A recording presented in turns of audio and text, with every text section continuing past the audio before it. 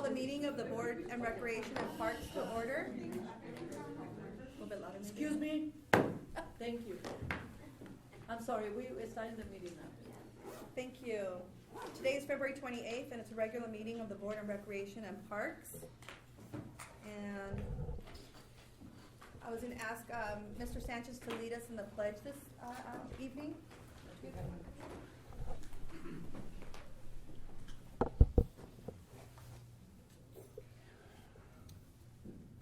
pledge allegiance To the flag of the United States of America and to the republic for which it stands, one nation, under God, indivisible, with liberty and justice for all.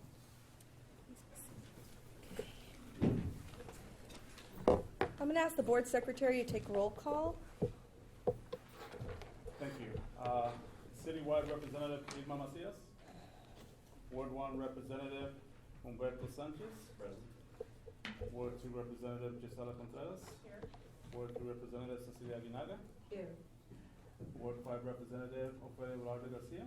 Here. Thank you. We do have a quorum. Thank you. And now it's time to recognize the Employee of the Month. Do we have one? Yes, we do. Okay, great.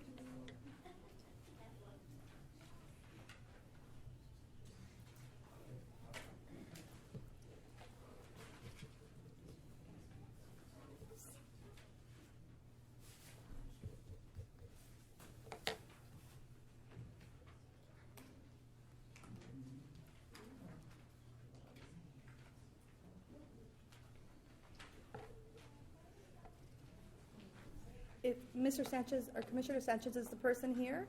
Yes. Oh, they are? Okay. Anvu. We're going to go ahead and recognize Anvu. Anvu. Thank you. Tonight we're pleased to recognize Anvu as the February 2018 Employee of the Month. An was raised in Santa Ana, the youngest of 4 children, and the only one born in the United States. His father left Vietnam in 1975 after the fall of Saigon. Excuse me. And made it to the U.S. in 1976. In 1983, his mom and 3 older siblings followed. His family started bringing him to the library as a small child. So he has been a library kid for many years.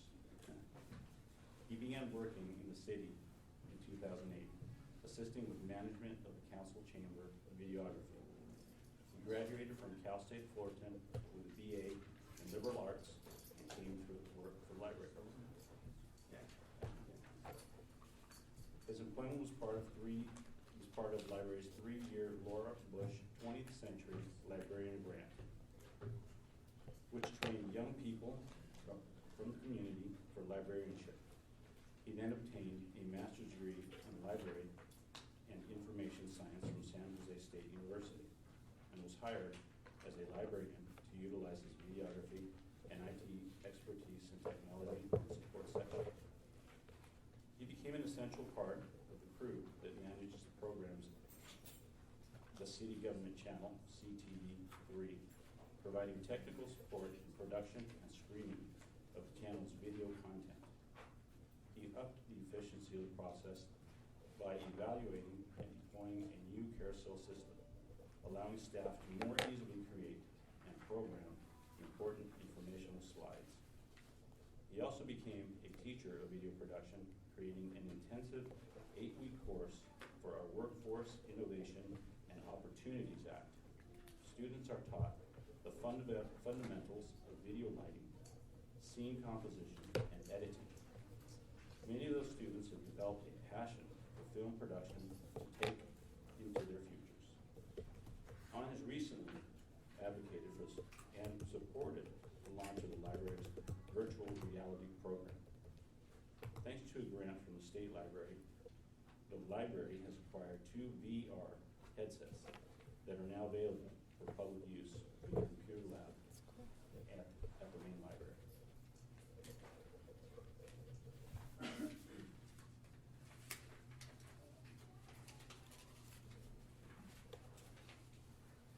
Han also plays a role in managing the technology needs of the library.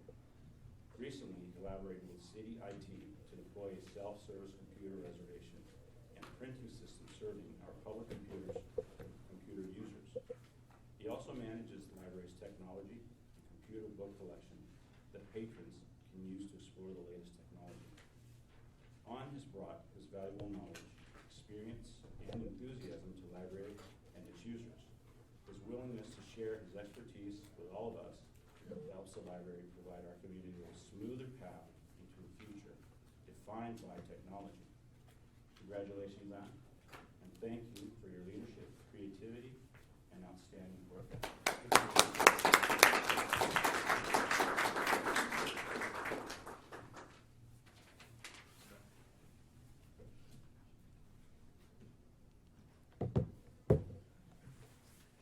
Thank you. Thank you, Mr. Vu.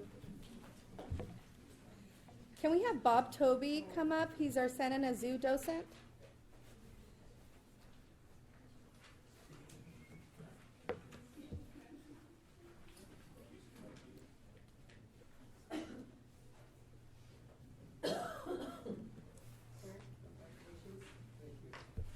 It is my pleasure today to present Bob Toby with this certificate of appreciation. There is no words to tell you how amazing you guys are doing what you're doing. So this is, I think, just a token of appreciation with the city of Santa Ana and the Parks and Recreation. So following this is, it says, Bob Toby, it is with great pleasure the Board of Recreation and Parks presents a Community Service Award to Bob Toby in recognition of his outstanding support to the Santa Ana Zoo as an education docent. Bob Toby is a longtime docent and started volunteering at the Santa Ana Zoo on October 29, 1990. After his wife Betty started volunteering at the zoo, Bob has taught thousands of children in zoo education programs and supported many special events at the zoo. In 1999, when the Safari Express train was installed at the site of the future Children's Zoo, Bob was one of the first engineers. My goodness, I was gonna drive one of those trains. I wanted to drive an elephant, but I was never allowed. Bob participates in a number of special activities supporting the zoo, including services as the treasurer for the Santa Ana Zoo Docent Council and the zoo's representative to the Association of Zoo and Aquarium Docents and Volunteers. This association holds yearly conference with Bob always attends, bringing back valuable information. The 2017 conference was hosted in Greensboro Science Center at the Bob Travel Across the Country, Greensboro, North Carolina. Bob is looking forward to the 2018, can I tag along with you? Conference hosted by the Phoenix Zoo this April. Do I need a passport for that one? Bob has represented the Santa Ana Zoo at the annual conference for over 10 years. Amazing. In addition to Bob's valuable contributions to education efforts at the zoo, he grows tasty grapefruits and avocados. My goodness, which he often brings it in to share. Bob has earned not only his community service award, but also the respect and gratitude of those for whom he works with the zoo community, local residents, and his peers at the Santa Ana Zoo. The Board of Parks and Recreation wishes to acknowledge and thank Bob Toby for his commitment to Santa Ana Zoo and the city of Santa Ana, and it is my honor to present you this with the certificate. Thank you so very, very much, and keep doing what you're doing. Looking forward to more participation, especially because I want to go to one of these conferences.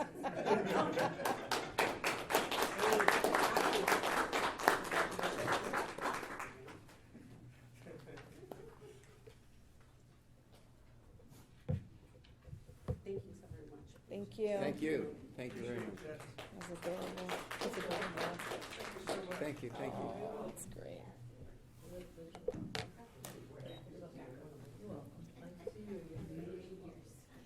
Mr. Secretary, can you tell me if there's any excused absences from the board today? No excuse absences today. Okay, thank you.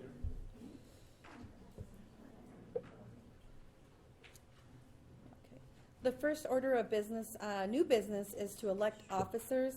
We will first take up the selection of chairperson for the year. Interim Commissioner, we do have to have the minutes approved. Oh, I'm sorry, did I skip that? I got excited. Okay, let's take a few minutes to review the minutes from January 24th, I believe. I read it already. I do have one change, but on page 6, I just found a typo. Okay. At the bottom under staff comments, I think they refer to the wrought iron fence for the Pacific Electric Park. I think it should be ROUGHT, W-R-O-U-G-H-T, if I'm not mistaken. That's the only thing.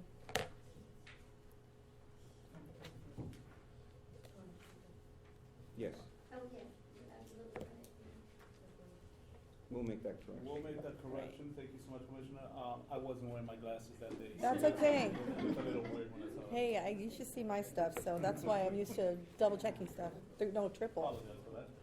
No problem. Anybody else have any other changes to the minutes? If not, can we get a motion to approve the minutes from the regular meeting last month on the 24th? I move. Can we get a second? Second. Very good. Okay, so the minutes are approved for last month, for the 24th. Now we're going to go to selection of chairperson for the year, and the floor is open for nominations for chairperson. I would like to nominate Ophelia. She's been doing a good job. Why not? Now you start. Second? No one else? I mean, it doesn't need a second, but, We're gonna rotate you. okay. Well, I accept. Okay. The normal then without objection, then the nomination for chairperson is closed, I guess. Now we are taking up the selection for vice chairperson for this year. The floor is open for nominations for vice chairperson. Did I go too fast? That's okay. Acting chairperson, we do have to make sure that we do ask the board if To vote. everyone is, Mhm. if everyone's on favor. Okay. By show of hands. Oh, yeah, because that's true. We are. We need a vice chair. So got- the motion for you all to approve is selecting Ophelia to be the chairperson. Yeah. You guys are good? Thank you. Okay. So then it's unanimous. You know. Wow, thank you. Ice cream later. The floor is open for nominations for vice chairperson. Any nominations? I'll nominate Cecilia Aguinaldo. I'll second it. And I take the nomination. I'll second that. Anybody? I'm in favor. Ay. Irma? We're gonna rotate, that way everybody has a chance to do this. We can do that. So now you call for a vote. Okay, I'd like to have a vote. All in favor of Cecilia Aguinaga being vice chairperson? Good. No objections? Nominations are closed. Cecilia, welcome. You are the new vice chairperson. Thank you for that. Okay. I mean, I'm brand new. His Kids from the first block. item on the We screen, give him a number 2, Uh-huh. you have 3 people that want to do public comments. Okay, So you great. need to say 3 minutes. Okay, so we're going to do that next. I think that's the next item. Okay. Because you're now the chair. That's what I mentioned. And as a chair, I'm going to continue the meeting. We're going to go to number 2 on the agenda, discuss advancing the appreciation of Santa Ana's history. I do have 3 requests. Yes. Should we do those first? Yes. 3 requests for speakers. I'm going to call the names, and each person has up to 3 minutes. So first will be Janelle Hardy. Second will be Celica Diaz. And third, Irma Jaregui. I hope I pronounced that. Jauregui. I am sorry, sweetheart. Sure. Why don't you come on up so that you can address everyone, and we can hear you. Hey, my name is Janelle Hardy, president of Headinger Park Neighborhood Association. We have a direct view of the historic Cypress Fire Station. And I'm also on the Historic Resources Commission. I'm here to speak tonight about my concern about any exterior changes to the historic fire station. I'd like to make sure that you work closely with planning, staff, to make sure that, especially the facade, meets the interior standards of historic rehabilitation. And that all the, there's a number of existing features and characteristics that are there that need to stay there and be refurbished and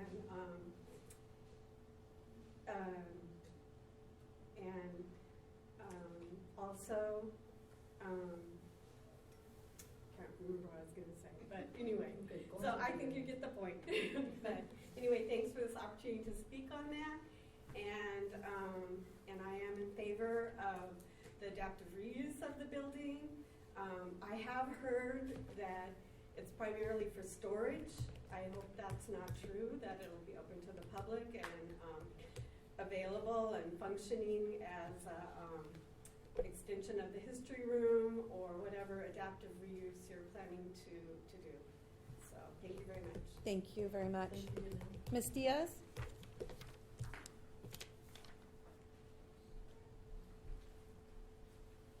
Hello, my name is Civic Diaz, and I am an Eastside resident, and also I'm in the Eastside Planning Committee. It's we don't have a president yet, active president. We have only volunteers. So I'm here to tell you more about a little about myself and how it would be a great impact to have the Cypress Station restored, because we have a lot of homeless encampments, and as you can see, we had a few incidents that happened at the firehouse, like somebody tried to set fire to it. But once the homeless see that, someone's having use of it, we're hoping that they'll find a different way of, moving out of the neighborhood. I am a property manager. I manage 4 different buildings in the area. One is 43 units, is located on Orange. The second one is on corner of Orange and Chestnut, and that's 12 units. And my little fourplex is at 611 South Cyprus, neighbor to the 625. And then I also manage 1002 South Cyprus. It's corner of Beverly and Cuban. So in total, I manage 73 units. I manage and do maintenance and plumbing and whatever. And on my free time, I do real estate. That's a nice plug. Yeah. So our neighborhood association meetings used to be at the firehouse. So for us, if in the future, if you would consider to allow us to continue having our meetings there, we used to use the parking from across the street at the Dollar Tree now. And by us showing up to the meetings, sometimes the immigration officers would leave the area. What I'm talking about is that we have a lot of movement of people selling, false documents on corner of Cyprus. So when they used to see the movement and people coming in and out of the firehouse, kind of we scared them away. And I'm sorry, what were they selling? They sell fake IDs and Oh, they do? yeah, birth certificates, from every nationality. Wow, nice. What is the address of the Cypress Station? It's 625 South Cyprus. 625, yeah. So I'm looking forward to, helping you guys out. There it is. Also, I'm, I'm a long-term resident of Eastside, and so I'm looking forward to helping. Thank you very much, Ms. Diaz. Irma? I don't want to mess up your last name again. Jauregui. Jauregui. I got it. Yes, I know you can Gerardo corrected me. Jauregui. Jauregui, like how are you? Good evening, everybody. I know mostly everybody. I'm Irma Jauregui. I'm this year's Vice President of Wilshire Square Neighborhood Association. I'm also the co-chair. Yeah, I'm back. I'm also one of the co-founders and co-chair of the Santa Ana Healthy Neighborhoods Alliance, which is the growth from the Pacific Electric Park Collaborative. Yes. We are so excited about that. And both Janelle and Cedric are extremely modest, but they were also champions in helping us with that, and Gerardo knows we've been very active in the neighborhood. What I'm going to speak about is the extreme value that the firehouse, refurbished, revitalized, back to historical standards, would make Eastside. Both Janelle, who has a love for history and architecture, and Cedrica, who's a realtor, understand the value. When you bring back something like that, especially historical, you have a snowball effect. So the value of quality of life, taking those bad elements from the street, All of those things, because there's layers, come to play into improving and repairing. And the example is Pacific Electric Park. Walk by it, oh my gosh, it makes me cry. It's filled with children and grandparents. Well, we want to replicate that. So we're strong advocates of supporting Parks and Recs, of bringing the firehouse back at also Madison, but they have a meeting today. That's when we don't have somebody from Madison here. But we can see the value in the real estate, value in the quality of life, value in safety, and also because you have a historic room downstairs, right? You take that element, put it over there, you open up more real estate space here in your library for more functions. So we totally support you. We can't wait. If there's anything we can do, we're your cheerleaders. Thank you very much. Thank you. Thank you very much. Oh, that's the Oh, that's something else. Ladies and gentlemen, later. Okay. Hi, thank you. I'm going to be addressing the Director Cypress. Moet, yes. Yeah, I'm Gerardo Moe, the resident of San Ana. I'm going to be addressing the Cypress Firehouse within the context of this presentation. The title of the agenda item is Advancing the Appreciation of San Ana's History. And it creates a premise of our obligation. Our obligation as an agency, an obligation as the Board of Recreation and Park, an obligation as the city government, to recognize and celebrate San Ana's history. So this is W.H. Spurgeon, the founder of the city of San Ana, in October 27, 1869, city of San Ana was founded. So if you do the math, that means that in October 27, 2019, the city will turn 150 years. It's a very, very special occasion.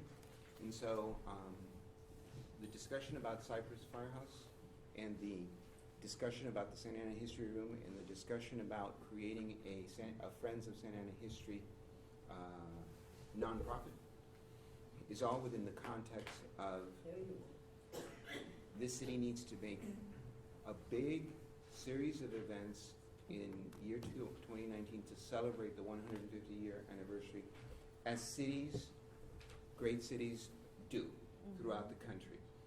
And we're going to create all of 2018, the rest of 2018 is going to be all about planning for celebration in 2019. The Cypress Firehouse is a component of that effort, and it's going to be a really important thing.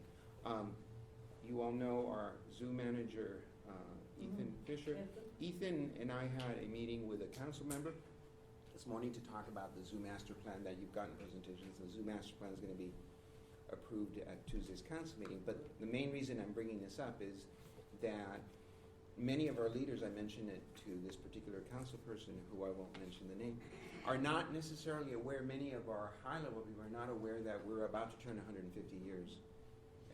And so it's a very important thing, and you will know that it's the discussion of doing something deliberate and planned well, starting here today, is going to, my prediction is everyone's going to want to get on board, because it's not every day that you end up having the opportunity to celebrate.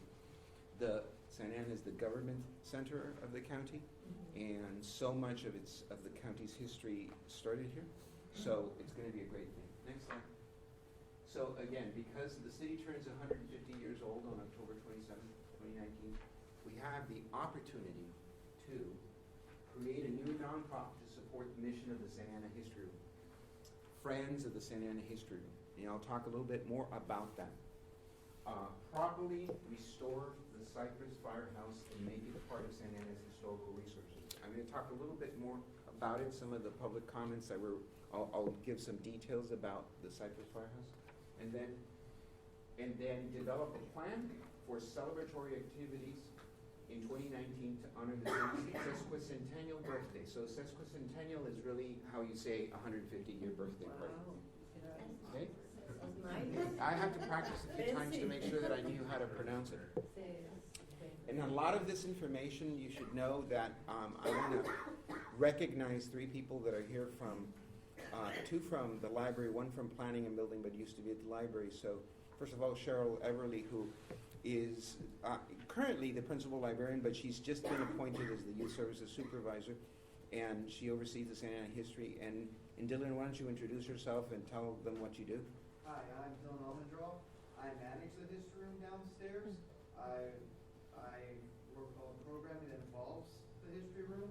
I perform oral histories, such as with the Assistants League, Eval Club, even with the police association. I was born here, and I love Santa Ana, and I could not be happier in a job. Suffice it to say, he's a history buff. Okay. And then, speaking about coordinating and being tied to the hip with regards to planning on all these efforts, including the Cyprus Firehouse, Manny, could you introduce yourself? Sure. So, Manny Escamilla, I used to run the history room, and it's been really great hands now. The programming that you guys are doing here with it is amazing. So, grew up here at the library, went over to planning department, so getting my second master's over in planning, doing a lot of the stuff with the historic preservation team over there. So, should be pretty cool to see this, and I'm super excited to see the 150th anniversary truly be celebrated in a way that's really going to leave a legacy for the next generation. And as a side note, I'm also East Side resident, so I'll be able to walk over there anytime we need to research. Very nice. All right, next slide. This is the Cyprus Firehouse back in 1927. The picture I think might be 29, but the building was built in 27. And so the address is 625 Cypress Avenue. And now there's a lot of wear and tear in the building, but pretty much it's the way you see it. And now these have doors now. And and that's what was made reference in the public comments about the Cypress Firehouse. Restoring the Cypress Firehouse to celebrate the legacy and the legacy of the city. Again, built in 1927. The original firehouse is 3,416 square feet. It has a few additional couple of hundred, maybe 300 square feet because they added a garage and storage unit. That's not original to the building. And the focus for the first year is to do phase 1 of the restoration building. So let me provide a little bit more detail. So no, the intent is not to use the Cypress Firehouse forever and ever for just storage. The intent is because as we identify resources to restore the firehouse to the way it should properly be restored, we're going to first focus on restoring, investing, so that we are allowed by planning and building and code to start putting some of the archives of the Santa Ana History Room. And then if we have archivists go there and to organize, then that means that they'll be working there, and this is the early phase, be working there, perhaps digitizing a variety of different things. That means that for sure the restroom will have to be modified to make sure that it's ADA accessible. And so then we begin planning phase 2 and phase 3, which will be absolutely to protect the exterior of the building, but as much as possible to celebrate Santa Ana's history, celebrate the 128-year-old fire department that a few years ago stopped functioning as a city fire department.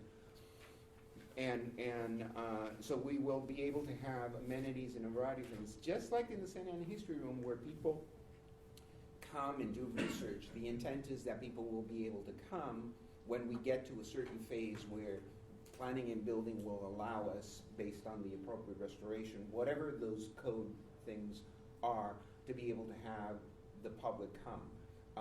In the first phase is to be able to start having staff begin to repurpose the firehouse, at least for the first phase, as a place to store the archives of the history. So next slide. So this is a picture that I took last week of the Santa Ana History Room. It's an amazing facility. It's downstairs, but you will see that there's boxes everywhere. And so let me call on some of the folks here in the library to tell a little bit about some of the recent or some of the collection that we have, so that people know how valuable these collections are, just briefly? So, Santa Ana History Room now has the Orange County Register Archives, which is about 2,000 reels of microfilm ranging from OC Register itself to other smaller newspapers starting in the 19-teens up to about 2012. We also have the email collection, which we get new additions to that collection every week. I get a call from the president, we found more stuff for you. Even today, I got stuff from them. And I understand e-bills like the oldest. The oldest women's club and civic club in Orange County, starting in 1885. Oh. Yes. Designed by Frederick Healy. We also have the John Swain collection, which just came in through Manny. This man was a mason here in Santa Ana, and he lived in his house in 1946 till his passing. And we have pictures, thousands of tintypes up to gelatin prints. First Baptist Church. That collection is actually not under our control right now. It's in storage. And once we get this firehouse, we'll be able to properly store and archive, digitize, and catalog everything in that collection. Just to give a little bit of context of that particular collection, it has material from all over the globe, from a lot of missionary activities that were happening throughout the church.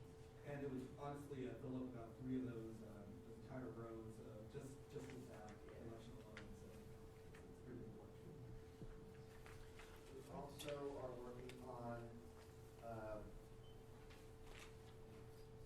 working with acquiring collections from Bowers and from other historical organizations that aren't using their collection at the moment.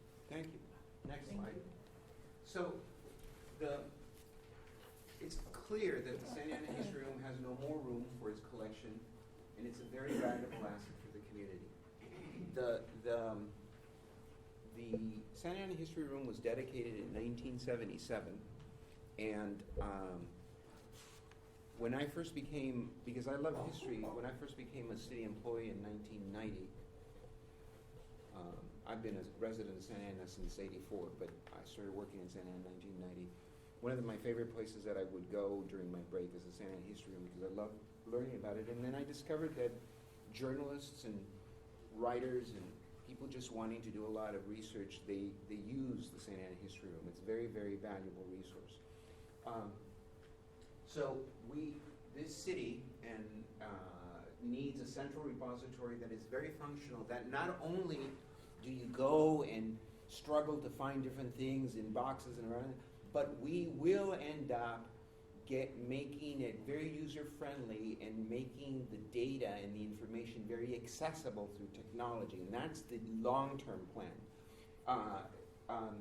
The history, I'm of the belief, and I believe people that study the value of libraries that have archives, that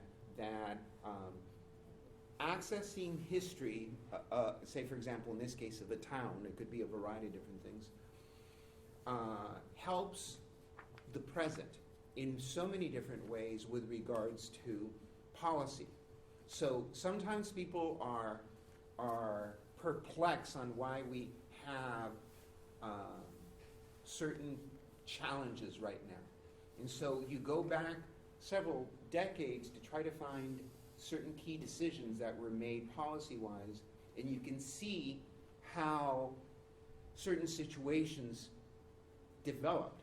So history helps really educate our current leadership and future leaders in order to create important policy. So I am a lot of people think they fly by night, oh, I just need the internet, I don't need for good policy, and that is not correct. You really need to understand where you were, how we got to where we're at, in order to be able to do then future good policy.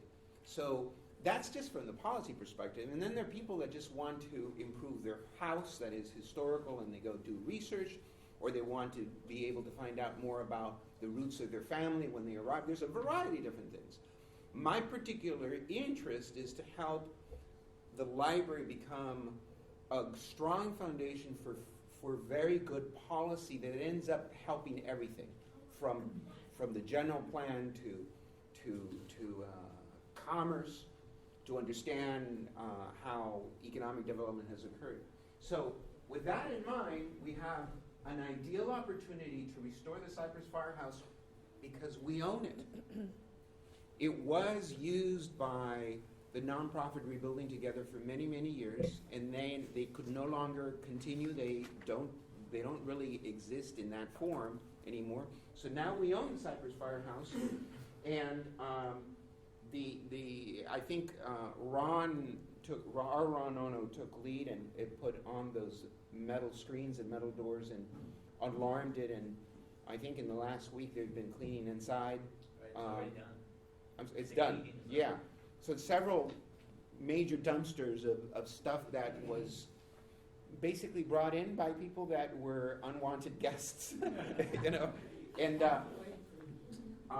so it's going to be a very functional satellite, and that's the game plan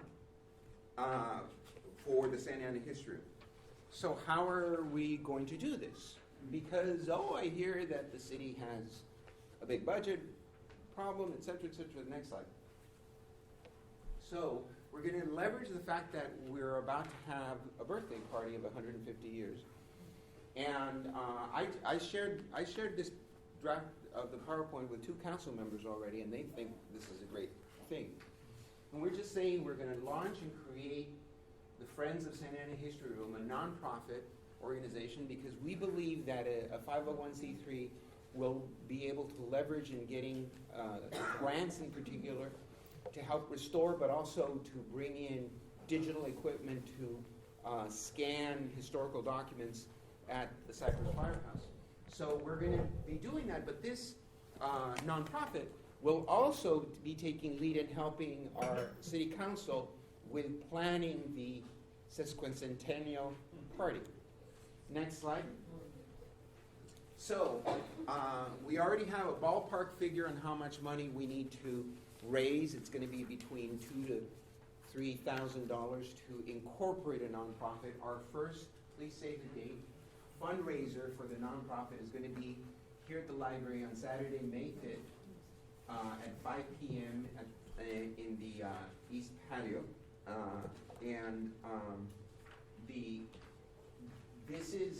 The irony is, if you go back to the other slide, I want to first show, so here's 4th Street, right? There's the Spurgeon Park.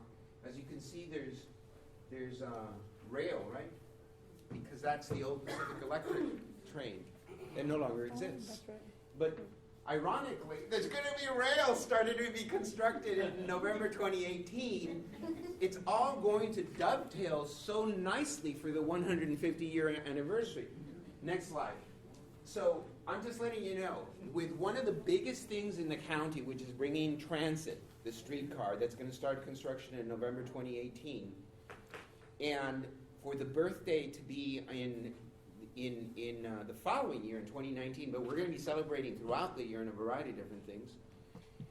This is going to be very, very exciting. It's just that our history buffs know this in advance, so we're taking advantage and saying, hey, we're gonna get the momentum going here with celebrating a party, creating a nonprofit in order to be able to get grants to restore and establish and really strengthen that repository for Santa Ana history.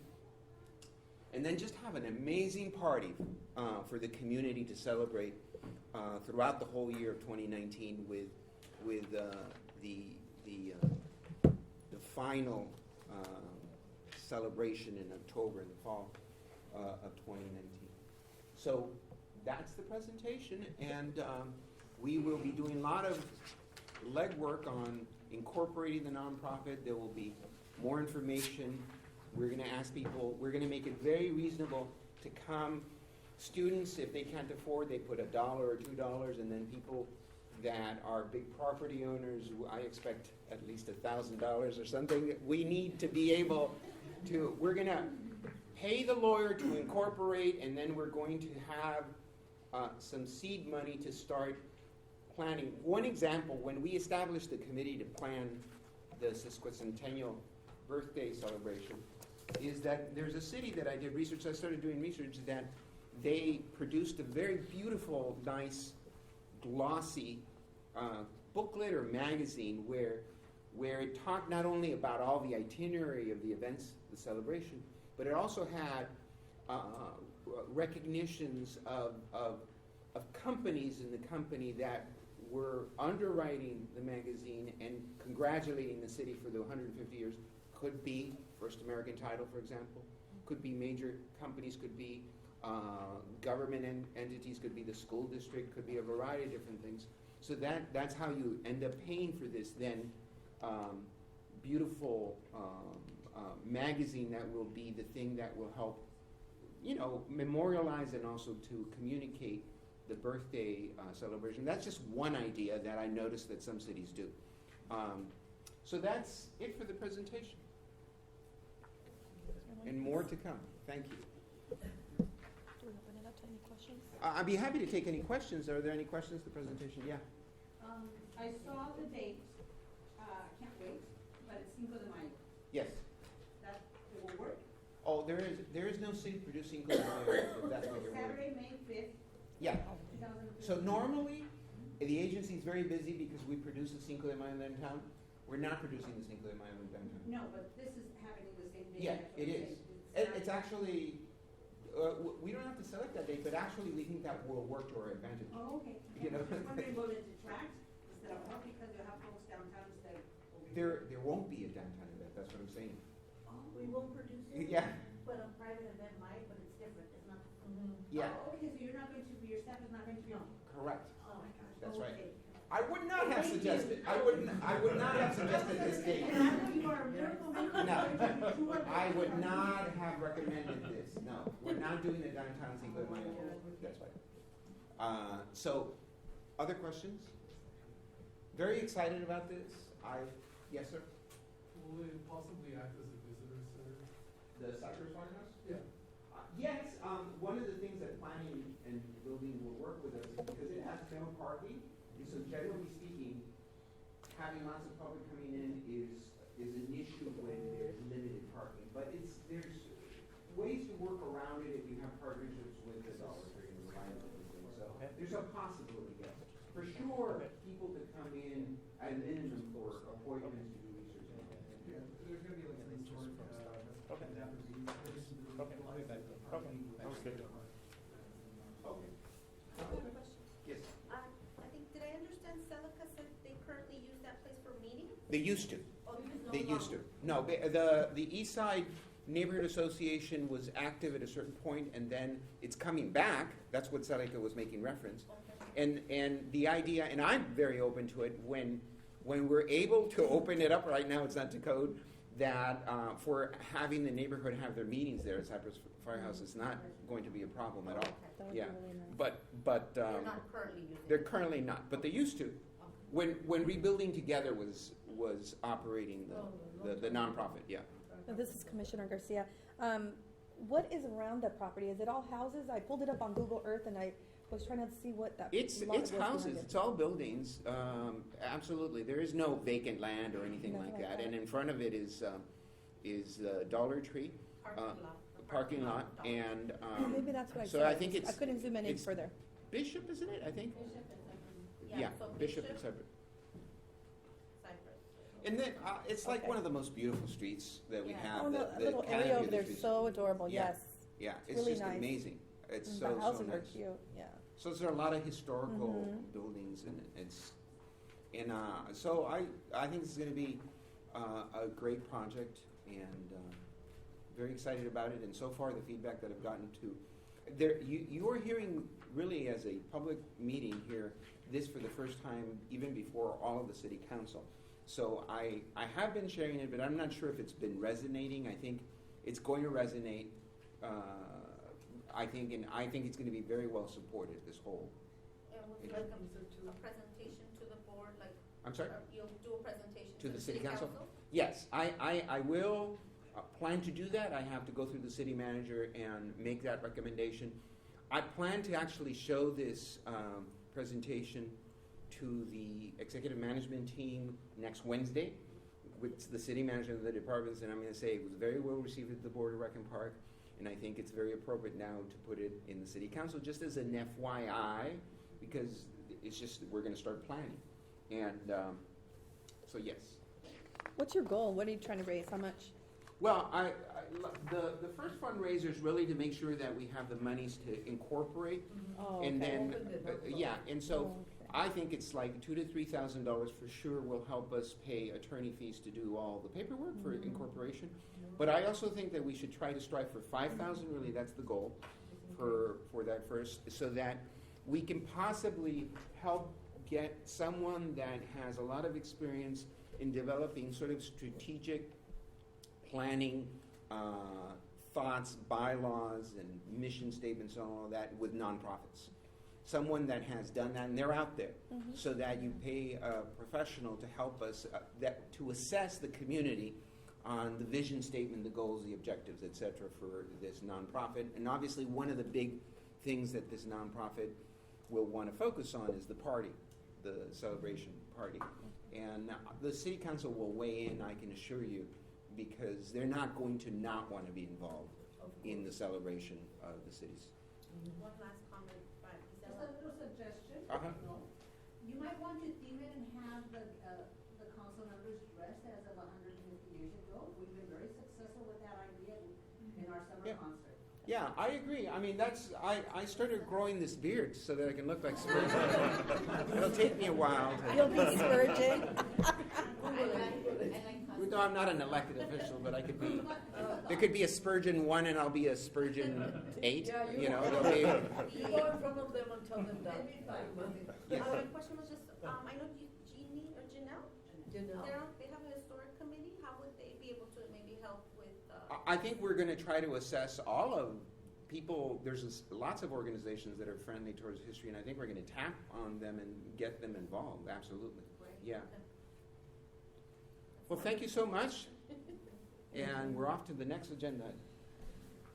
Agenda item number 4. Let's see. Creating a Civic Center Regional Park. Yes. I think that's, is that going to be you, Ethan? That's me. You He's too? just helping. This would be Wow. interesting. So I have been suggesting that the Civic Center area here become a park for years. For years, I've been suggesting that. For many different reasons, but primarily is because we don't have enough parks. And so, to my very happy situation, I've been told to proceed in that direction. So I'm sharing with you, this is again early concept. This is where the area would be for, so obviously the buildings are not parks, but the common area, the plazas, the landscape around, this is the stadium, and this is the Old County Courthouse. So the whole idea is to designate it as a park, and then therefore the Santa Ana Municipal Code for park rules will then become effective. And so then you can then start programming it as a park. So next slide. So the benefits of the Civic Center becoming a regional park will increase much needed park space, especially in the downtown area. We'll revitalize the surrounding areas of the main library, the courthouse, the law library, city hall, the county hall of administration, and other government buildings so that visitors, jurors, employees, and the general public can enjoy beautifully designed common areas in this new park. We'll offer the public a sense of place, a sense of belonging, and help combat social alienation, vandalism, and violence. Next slide.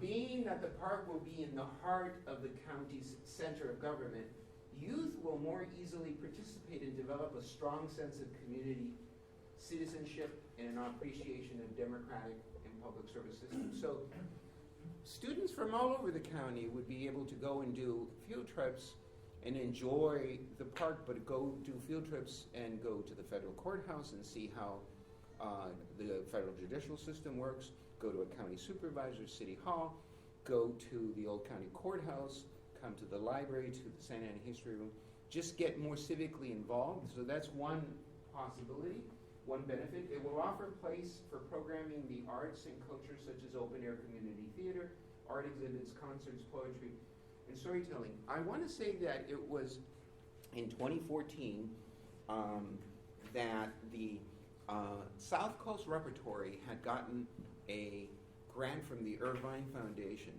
and they started developing a community theater play that was written, led by a well-known playwright, Jose Cruz Gonzalez, and started getting a lot of input, lots of outreach, a lot of community, and they ended up producing this play, and it's the kind of play, it's a different kind of play. You don't go into a theater, it's outside, and they were thinking about doing it in the downtown area, okay? And then they came to me, and I suggested you should do it in the Civic Center area, because the Civic Center area needs to be programmed more positively. And it was just my way of trying to show that when government workers leave the Civic Center area, it becomes a ghost town, and when it's a ghost town, sometimes not positive things happen. You need to that's the same with the park. If you don't program a park, negative things will happen. So you need to program it, and this theater production was an incredible success. It was a very good success. Some of you might have attended, I don't know, I attended and I just was blown away by the production. They had a scene in one part of the Civic Center, and then an audience of 100 was divided into pods of 20, and they would go with a docent and they would get an act, and then they would then go to another act, and it was just amazing, and it occurred here in the Civic Center. So that's just to give you an example of the potential that actually occurred. We'll also provide safe and peaceful sites for opportunities to relax and read and enjoy a break and take part in park programming such as Tai Chi, Zumba, badminton, basics of skateboarding, and other fun activities. So obviously, you know, we're not going to put a soccer field there, but there's a lot of other things that you can do that are very, very appropriate for parks opportunities, park programming opportunities. Next slide. So steps to establish this regional park. So there's this process that we've started. So the Youth Education and Community Services Council Committee discussed this concept of the Civic Center becoming a regional park at their January 22nd meeting, and we're supportive in moving forward. Well, thank you very much, Gerardo. Nice concept. Well, now we need to make it into a reality. City staff has informed, the city manager informed the CEO of the county about this concept, seemed to be very supportive. I personally called the courthouse here. They very supportive of it as well. And now we're going to proceed to talk to the other tenants in the Civic Center. What do you think? And I can almost guarantee you that everyone's going to say yes. Yeah, of course. So then staff will continue, again, reaching out to the partners and then go out to the surrounding neighborhoods around here. What do you think? What do you think? So that we can have a base of support for this concept as it moves forward. Then we plan. Then this is. I wrote this. There might be their next regular Civic Center Authority meeting is May the 2nd, but there's going to be a special Civic Center meeting called for either March or in April. That's going to have a variety of different agendas, and my intent is to provide this Civic Center concept to the Civic Center Authority. The Civic Center Authority is the joint powers. They manage the Joint Powers Agreement, which is an agreement between the city and the county to manage the Civic Center area. So the city puts in a portion of the money for the Civic Center budget that pays for the police and maintenance of the Civic Center area, and the county pays for another portion, and then the parking revenues, the people who pay the parking structure, pays for another portion. And that's how you make up the Civic Center budget. And so next slide. So now there are lots of examples throughout the world of Civic Center type of parks. Probably the most expensive and the most iconic is Chicago's Millennium Park, which I want to say around, I think in 2007, it was a family vacation. My kids were young. We went to Chicago, and I was there. This is the notorious Bean. The Bean, and it's just so beautiful. it's so much larger than our civic center area. This is a concert hall, you know.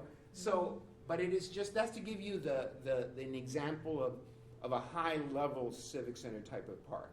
And that's because it cost a great deal. They ended up bringing in high-level art designers and the sculpture and all, but it's also very large. So now we're not going to be that, but we want to do something very special. We're going to have a master plan, design, and it'll take a while. And at a certain point, the city will then dedicate it as a park, and that's when the new park, the city municipal code park rules will start being effective, and we'll start programming. So as you know, if you go to a park has hours of operation. So a park typically opens at 6 in the morning and then closes at 11. Some parks we close earlier because of the nature of the situation. So it could sometimes closes earlier and all that. So we will have, the civic center area will open at a certain time, and then it will close at a certain time because it'll be a park. So that's, and then we have a no smoking ordinance in the park. Now, we may want to, if there's some smokers and the government says, I don't want to go like a mile away. So we may decide to designate certain areas, you know, that kind of a thing. So I'm very excited about this project. So that's, I think, my last slide. So any questions? That's the way that you portray the park, more or less? No, this is just an example. This is an example. I think we'll have designers come up with. Try to What's that snake looking? picture. It's what? That curvy looking, is it a street? Here, oh, this is a bridge, pedestrian bridge. Yeah. Oh, that's a- Yeah, it's a pedestrian bridge. Okay, that's a good. Great idea, love it. Yeah, we need to do something about this area. Yeah. I love it. Okay, very good. If no Okay. more questions, and we're on to Next. the next agenda item, which Okay. is me again. Guess it? Yeah. Give the boss a break. The last time we met in January, I presented the agency budget for fiscal year 18-19, and it was a conceptual. I didn't have dollar amounts because it wouldn't have been professional for me to share the dollar amounts to you before I shared it to the city manager. So I've already had that meeting with the city manager. And so all the concepts that you were shared, they all had dollar amounts. And then, because the city has some struggles, they all totaled about $1 million of new additional requests. And that's the concept that you saw last time. And now I whittled it down to get, we'll see if we get approval or not, to $500,000, give or take. So I reduced it. And now you're going to see the current with dollar amounts. Next slide. So again, I've been mentioning it. A lot of people ask me, why are you sharing budget planning to the Board of Rec and Park? And I'm saying I'm complying with the city charter. And I mentioned this last time. Thank you. That the city charter basically says that I'm to do this in the preparation. So unless someone changes the charter, I'm going to continue to do this. So we then had last time a presentation, but it was just the concepts. And there were originally 17 supplemental budget requests totaling $1,095,000 and change of the general fund added expenses. And also one of the big things, if you recall, shifting all of the park landscape maintenance operation to the public works. That's what I presented last time, even though you didn't know the dollar amount, okay? But that's what it totaled. After the meeting with the city manager and his budget team on February the 7th, 4 supplemental requests were removed, and the remaining requests were revised, chiseled down in amount, so that now instead of $1,095,000, we're asking for $532,518. So again, the focus is, and I hope the entire city does this, is focus on core services. We're talking about basic core services, and this is to give you a refresher on how much this agency has sacrificed. For the last 2 decades, the agency has struggled to maintain basic core services. Due to budget cuts year in for many years, the agency was directed to privatize park maintenance, absorb the library department, and reduce its 149 full-time employees to 72. We used to have 149 full-time employees, and we now have 72, and we've not closed down anything. And we absorbed the library. Used to be its own department. The core services are what enables the community to enjoy parks, recreation, sports, books, continuous education opportunities, exploring the wonders of zoo animals and nature. These experiences provide the Santa Ana community with a common base of quality of life experiences from park and recreation facilities, programs, and services, no matter what part of town you live in. The current resources to provide these services to a 27 square mile densely populated city for 340,000 residents, give or take, with a young median age and low household median income is below standard. We're barely being able to maintain core services with the budget that we have for such a large city. Next slide. So now, so that you know the specifics on the 14 asks, the ideas in there, I'm going to mention the dollar amount for each and the priority number. So first, the Santa Ana Zoo. The Association of Zoos and Accreditation was lost last year because services were below standards. To successfully implement a plan to raise the standards of services in fiscal year 18-19, the zoo needs, we're asking, and it's priority number 1, a new full-time visitor coordinator with support of a part-time administrative aide that will enhance general visitor experience and ensure the integrity of ticket booth operations. We used to have that position many years ago, and then it was eliminated because of budget. And part of the problem is that when you don't have a full-time visitor service coordinator, then you're asking people, zookeepers, the zoo manager, to deal with box office, with zoo visitor coordinator, and you end up things falling through the cracks, and therefore the accreditation body sees you're spread too thin. Standards are below. So that's a very key thing. We also wanted an animal nutrition specialist, the same reason, to help, but we realized that we have to whittle down, and that can wait for another year. And then the utilities went up, and the restrooms at the zoo need to be maintained really well, or else you're not going to get people to pay to go enter in the zoo. This is a bad experience. So we need, this is priority number 5, $50,000 in order to pay for our bills for utilities that we get. It's not like we're going to add more utilities, it's just the current, the increase in price of utilities and the increase in custodial obligations for the restroom. Next slide. For the library, we have one main library in the New Hope Library that serves as Youth Service Learning Center and not as a full functioning branch library. Anaheim, for example, has a central library and 6 branch libraries. And Anaheim is pretty much the same demographics as we are. There are 2 full-time, this is one of the things that I'm asking priority number 6 to the city manager. It doesn't have a fiscal impact. We're just asking for permission to convert 2 vacant youth services technicians that are already in the budget to librarians. There's sufficient budget in order to create librarians because the library needs more librarians. We're asking for that. And then you were mentioning, Cecilia, earlier about the restroom. We started it, right, the additional cleaning, and that's not even enough because of the situation outside. But they never gave us the money.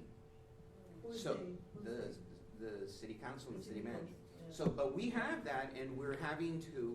We've been using this old fund from I forget what the name. Library fund. The public library fund to pay for this additional $25,000, and it's almost gone. So we need, in order to continue this additional cleaning of the restroom, we need that, and that's priority number 7. Oh. Okay, next slide. Is recreation. So recreation staff is spread thin, covering 50 parks and 11 center facilities, including 2 senior centers, a stadium, and producing events and managing a bike trail system.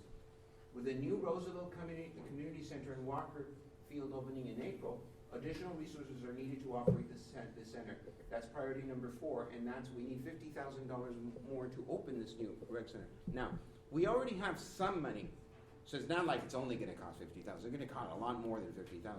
But in order to operate it well, we need an additional $50,000, and it's going to open for the general public. This is in the east side neighborhood area on Standard and McFadden, where Roosevelt and Walker is. Okay. It's a beautiful new 10,000 square foot community center and park. I gotta start visiting those places. Yeah, and it's not open yet. We're gonna have a ribbon cutting in April. Oh. Gerardo, And- quickly, uh-huh. that Walker Field I know was set to open back in February. What was the delay? The delay was that since it's on school property, and it's an $8 million project. So we got grants to build it on school property, but because in school property, and because they need to comply with the state architect code for schools, they manage the project. So they bid it out, and originally it was going to be $5 million, and it's now we had to add $3 million, and it was going to be in February, but it got delayed. So we're not managing the project, the school district, and say, Okay. so they told us, oh, let's have a ribbon cutting in February. We thought, okay, fine. But the field and the landscaping wasn't going to be finished, and I convinced the city manager, Let's we just will wait. look really bad with the funding source if we open it without everything. So we have to open it when everything is done. Yeah. Or it doesn't look good if you Yeah, don't I have the just drove park by and it the last landscape. It is So- not even close to being done. So I recommended pulling the plug because we want to get more grants. So the granting sources are going to come and they want to see, and then they're going to be disappointed that we didn't finish it because they invested in us. Right. So that's really the reason. The one-time monies needed to replace the stadium's aging marquee and scoreboard. I took that out because I think it's going to take us a year and a half or two, but I'm going to be able to fund it with park fee monies, so and not general fund monies. So that's one of the reasons why the million went down to 500,000. There is a program that we were asked to start a couple of years ago, Movies in the Park. Some of you know it, very popular. We were not given any money to do it, so we're just stretched. And I'm saying, if you really want us to continue doing the movies in the parks, you need to be priority number 8. You need to just provide us the money, or else we're not going to be able to continue doing it. We can't just be taking people from senior centers or writing staff in order to do the movie in the parks. So buying a projector and a screen is like 10% of the effort. The effort is to go set it up and programming and scheduling, and that's cost staffing money. Gerardo, what is that? So the 20,000 is for transportation? It's for the part-time to help part-time staff to help Set up? to set up and being able to schedule, and also to pay for the license of the movies. You can't just show a movie to the public without paying a license. Okay, because I had a neighborhood association person reach out to me, said that they were being charged $350 for the licensing for the actual movie. For a movie in the park. Mm-hmm. So does that ring? Does that sound right? But there is a cost for the licensee. That they were being charged $350 by the city. But Right now, we have the number of the. but usually a license is about $300. But what doesn't ring true is that we don't ask the neighborhood to pay for it. It's a free service to the neighborhood. That doesn't ring. So you can follow up with Jeannie and let her know I the will. specifics. I actually had somebody reach out. Maybe they know the total amount that we pay for the licensee. But it does about $300 is usually what we pay for a license. For each, Yeah, that doesn't cover the staffing expense to set up, Okay, but I'll talk to you so we don't waste time here. that doesn't sound like we would do that, though. Okay, I was gonna follow up with you guys on that anyway. Okay, But it's specifically for neighborhood associations, movies at parks. right. Yeah. That's exactly it. Okay. Okay, and then the other thing that I took out is that provide resources to begin proactively program the civic centers and regional park. I was saying in order to kind of prime the pump for the civic center regional park to start programming so that the public can see, but that'll have to wait until it's approved. Yeah, next slide. So this is administration. This is Ron Ono heads that division. So our administration division is overburdened due to the insufficient staffing needed to efficiently manage its broad scope of services. I had mentioned this last time, transfer the park landscape maintenance contract administration responsibility to the Public Works Agency so that it could be more streamlined and efficient, so that all of the city's green landscape infrastructure, street trees, median landscapes, and park landscapes and trees all are done in one agency. Our city manager likes the idea, but we just lost our Public Works director, so it's a matter of timing. When they hire a new permanent Public Works director, I'm going to try again. Right now, it's just not the ideal time. So I think in the next 6 months or so, I'm going to try this again. It'll help us tremendously. Provide funding to support the added burdens added to the agency in the last 2 years. We are getting charged for $121,494 for a broadband internet connection, and they never provided us with the money. So we have to pay it from different programs. I'm saying it's like the utility. It's not like I didn't refuse to pay it. It's how we get internet. So I'm saying, well, please add this money, because if you're basically cutting programs by not providing us with the money to pay. In this case, it's a utility bill, but it's really broadband. It's technology. You're talking about the technology support. Yeah, and so I put priority number 2 because it's not under my control, so I have to pay that. So increased rates of providing parking for employees in the civic center, very similar. We had $80,000. We now have $80,000 worth, $83,000 worth of parking expense that was not in our budget. When they used to park over here behind the YMCA building, a bunch of employees, it was free.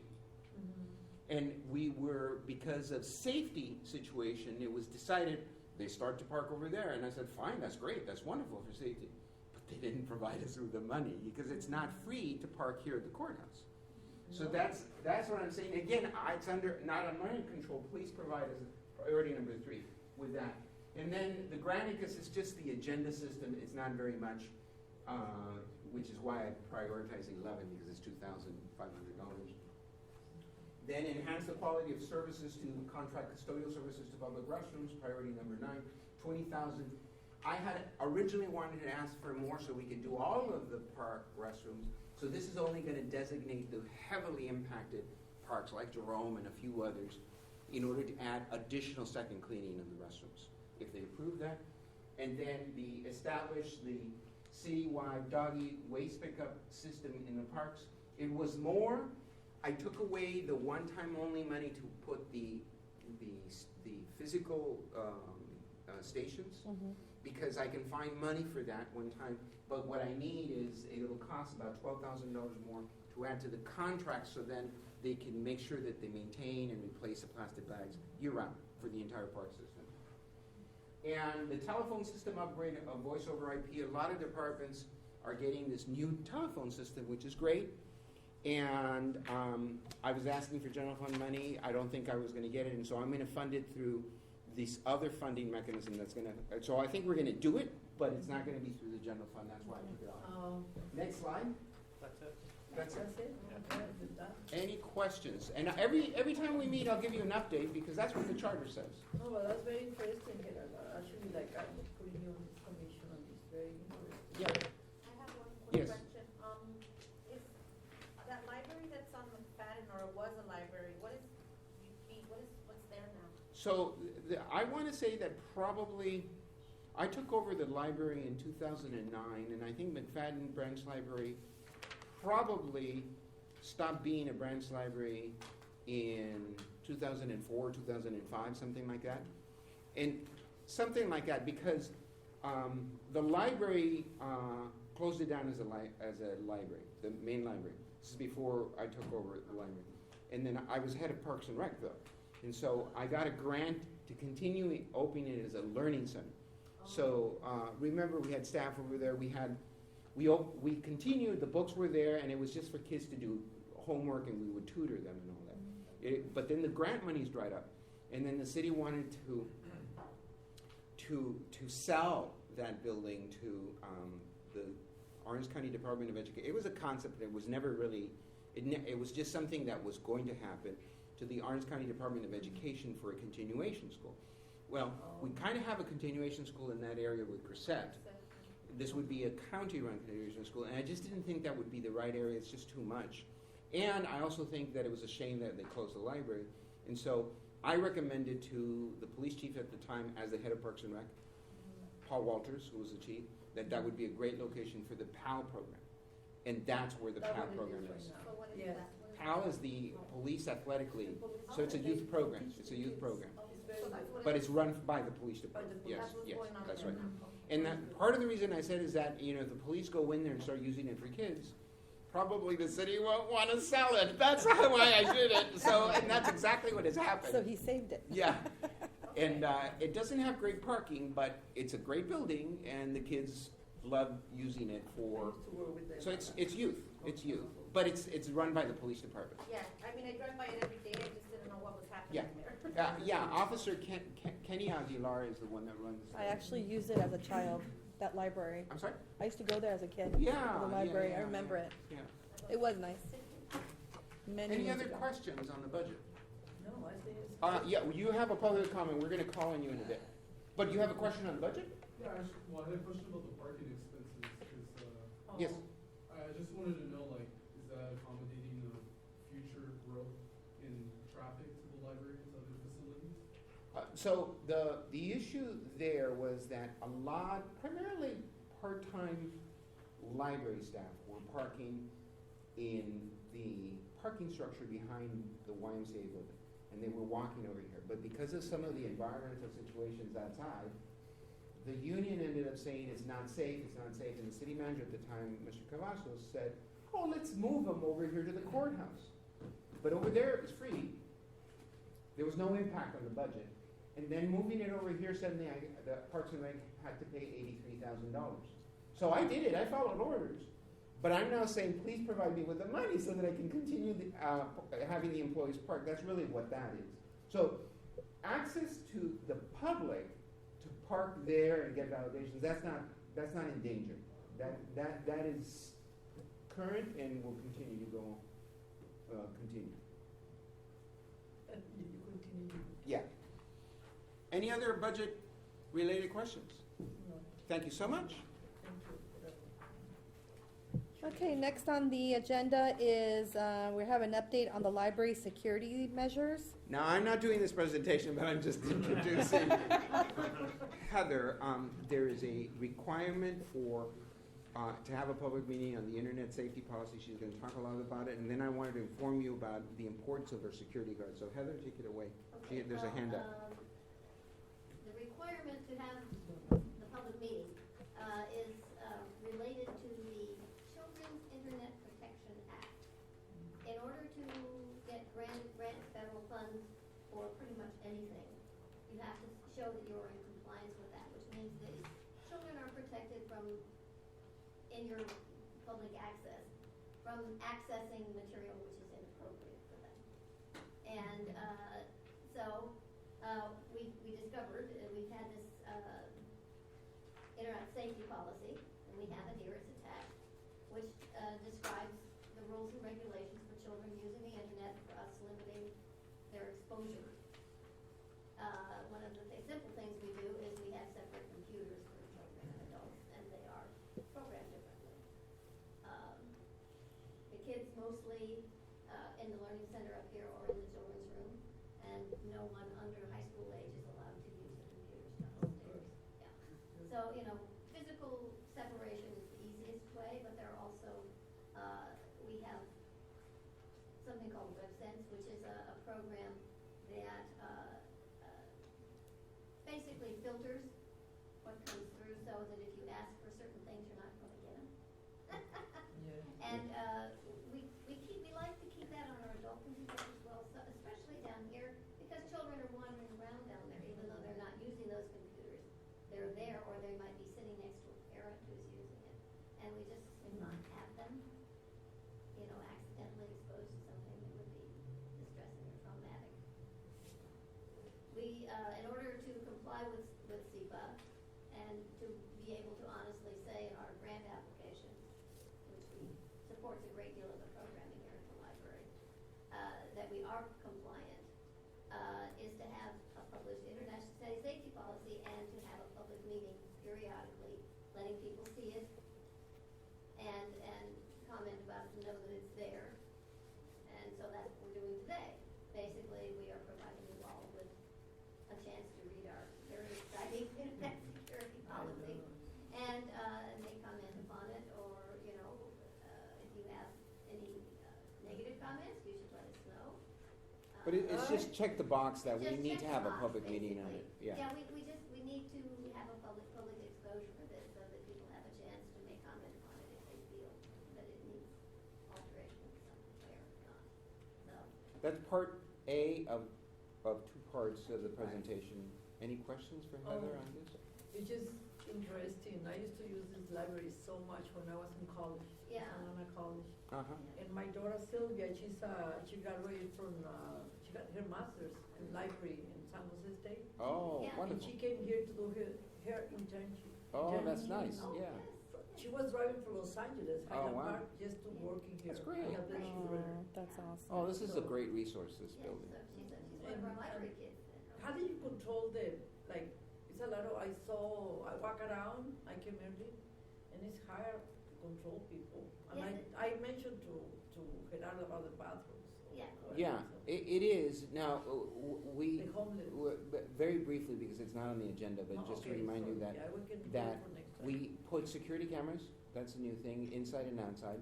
We have, you're gonna hear a presentation, part B, about the security guards. So we have Oh, security yes, guards, you have a and lot of then security we guards. reconfigure the seating arrangement so that people can't, you can watch people. Yes. That's just a, Oh, I yeah. see what you mean. Yeah, so, but that's for, if you're interested, we can do a presentation on all that, but right now she's gonna tell you No, about right the now. security guards. Okay. The No, security guards. okay, Okay. the security So, guards. second, part of our security is here. Until the current fiscal year, when we, for the several years we have had sufficient security guards, we had 4 security guards, on duty at all times in the library settlement, and that's over 60 hours a week. So, it was fairly expensive, and the city kindly gave us money for that. But we have a set amount of money, so this year, the cost of security went up, and we could only afford 3 guards. So, we have a cohort of guards who add up to three full-timers for the whole time we're here, and they are essential. We have this upstairs space. We have the main floor, which has the children's room and the history room and the reading room and so forth. And if you haven't been to the basement, the teen space is down there. And so we have a large amount of space, thousands of square feet of space to monitor, as well as the spaces outside. We need to keep the area around the library accessible so that people don't have to feel that they are walking the gauntlet to get inside. So, or outside, maybe. So, those 3 guards, the 3 guards that are here at any one time are busy all the time. We have, we now have our own system. We keep incident reports. And, we make, whenever there's an incident, a disturbance or something unpleasant happens, or somebody refuses to obey the rules of conduct, which are attached here. Yeah, I see that. Yeah. We make an incident report, and we have, I would say in a year we'll have 500 incidents. It's a lot. So that the guards and staff are busy keeping order. This is a public place. We cannot exclude people unless they behave badly. The library is supposed to be a welcoming place for everyone. And we try to adhere to that as much as we can. But everybody should be comfortable here. So it's important that we maintain things wholesome and quiet and orderly, and everybody is left to take care of their business as they see fit in a quiet way. And our guards are essential for that. It takes them all of their time that they're here to patrol around and to take care of people's aberrant behavior when it occurs. And So- we have some of our homeless folks and other folks actually who come in here don't behave very well. Some of them are mentally disturbed and they are frightened by something, we don't know what, and take it out on everybody around them. So the guards are busy. We have to have these guards. We can't do with less than 3. Okay. So, you might ask, so why are you getting this detailed presentation on security guards? So, the reason is because I asked Heather to do this. We had to do the internet safety policy because we're required to do that in a public meeting, but I added this one. Wait, what was that? Where was that? Sorry about that. Did anybody park in front of the library? I'm afraid I parked at the meters. But and the disabled, and you have a disabled placard, and it was a disabled spot, right? Yeah, Yeah. no problem. That shouldn't be a problem. No, we just make sure nobody gets I'm at the meters and I paid for mine. Yeah. So, I asked Heather to do this is because, while I'm really hopeful that we're gonna get a lot of the things that we are asking for in the budget, it is tough budget year, and usually I'm always concerned about cuts. You know, I'm asking for more, but I'm also concerned with cuts. I wanted to let you guys know so that you know how important continuing to have 3 security guards in this building is. We used to have 4, now we have 3.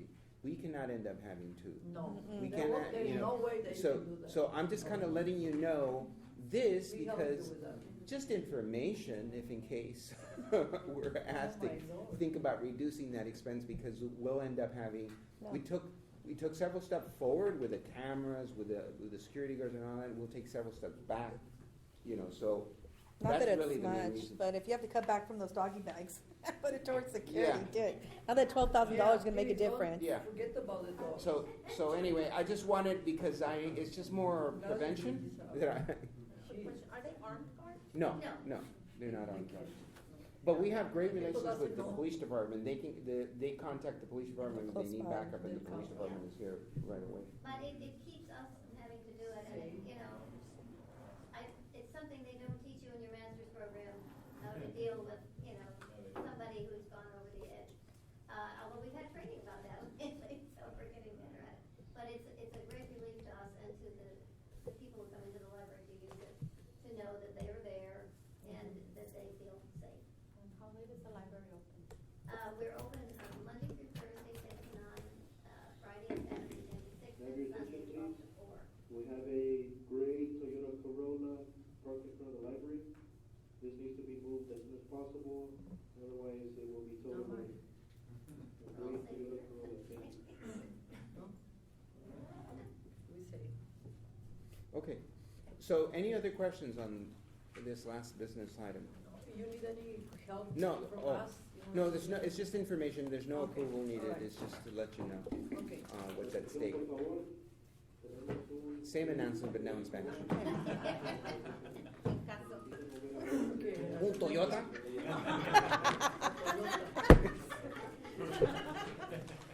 So funny. It's a Japanese word, so it's gonna sound the same no matter what, right? You want, I'm sorry? At this time? So, one added information, you know how you recognize Mr. Toby, was it? And every time you recognize someone, staff has a recommendation of the Jeremy Chadwick, and he is from the Santiago Park Archers, and he has been helping a great deal with our archery range to make sure that it's litter-free and safe for all archers. So this is volunteer work. So staff is recommending that if you all have just consensus, not a formal approval, if you feel okay, we will then prepare to have them recognized at the March meeting. Especially he's giving his own time. Yes. Absolutely. Very good. Absolutely. Thank you. Upcoming events? There's a calendar attached. Let us know if you have any questions. I have a question about last month's calendar. Yeah. Was that reading time thing that happened on Saturday that created such a buzz on that calendar? I don't know off the top of my head because, well, let's see. That was the 24th. Yes, it was the 24th. And no, wait a minute, that's March. I thought it was the 24th. No. Yeah, I mean, I was looking at the March. Oh. No, it wasn't. So I don't see it, I don't see it on that. It should have been. Yes, it should have been. it should have been, yeah, and yes. that created such a buzz. And outside of here, I work at the county, and so our office was getting calls, and I talked to Geraldo about it. Yeah. And I wish I would have been prepared because my boss didn't know either. So, Yeah. because people were like, we wanted to speak to Supervisor Doe. So anyway, Yeah. I didn't know how to answer for it except just what came to my mind was we can't discriminate. Yeah. And so once I talked to Gerardo, the same Yeah. thing. So I just wanted to just make sure we get all events on the calendar and then we're given Yeah. a heads up before. And that's, I know it happens. No, we definitely want to make sure that it doesn't fall through the cracks. It was actually in this room that wall extension was open and we had 171 people. Oh. Very Did they bus posi- them in? No, No? everyone- Okay. everyone So many was very rumors. nice. Everyone was there was very no, nice. Good. no.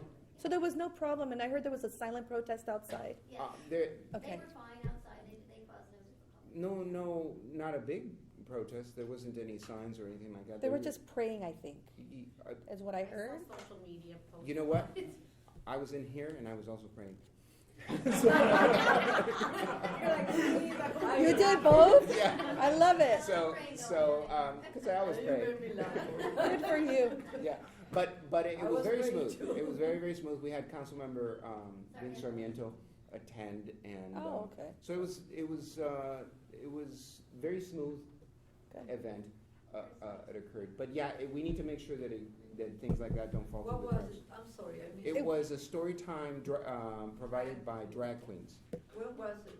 Here, Oh, in the I library. understood that. Oh. Yes. Yeah, there were 2 children. I was getting a lot of calls from faith-based organizations. and Oh stuff. yeah, I had to. I deal just with a wanted lot to of be them. able to prepare and say, look, regardless how we feel about it personally, it's the law. We can't discriminate. Yeah, in Yeah. fact,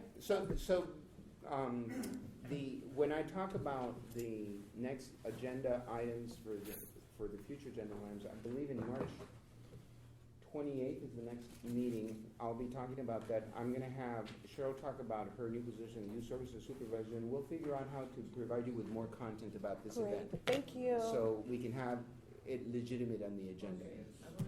Okay, that was just a lot of anger Yeah. I dealt with. A lot of people, yes, I'm They were very upset, but they had a right to both groups have a right to do. Yes. And they, like you said, they were peaceful and they were well behaved, so, Yeah, we had no problems and everyone was very civil.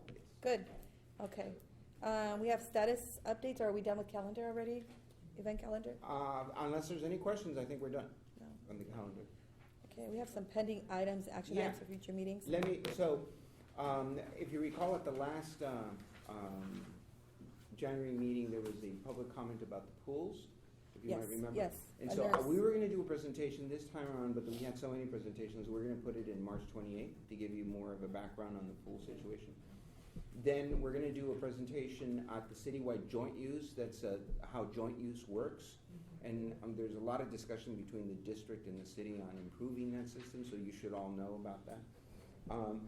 I'm gonna continue giving you an update on the budget, as I hear whether anything gets approved or not approved, or further cuts, or we used to have 3 security guards, now they want us to have 1, or whatever, right? So I'll be keeping you updated with that. We'll give you an update on the Roosevelt Walker Community Center and Park. That again, we don't have a ribbon cutting date yet, but we expect it's gonna be in April. And a quick update on the 4th of July event, and then a quick update on the Fiestas Patrias, the 2018 event we'll provide you, and then the youth services supervisor, which will go ahead and fold in that event that we just talked about. That's not mentioned in that list, but because when we printed, I hadn't added that yet.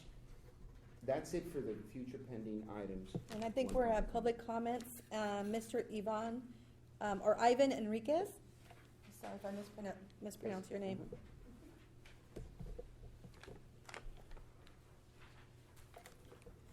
Hello, good evening. My name is Ivan Enriquez. I'm here on behalf of Our Revolution, one of the 20 groups that will be hosting an event, if approved, at Centennial Park. And I just wanted to mention that we're expecting about 4,000 to 5,000 in attendance countywide. It is a countywide event. We are working through all the pipes in terms of trying to get the permit approved. We're trying to get the entire road loop. We're working with the school district right now to see if they'll give us that permission as well. But for the most part, this is called the March for Our Lives, March and Rally. And the reason why we're organizing this was following the tragedy that occurred in Florida. An estimated 3 million American children a year witness shootings.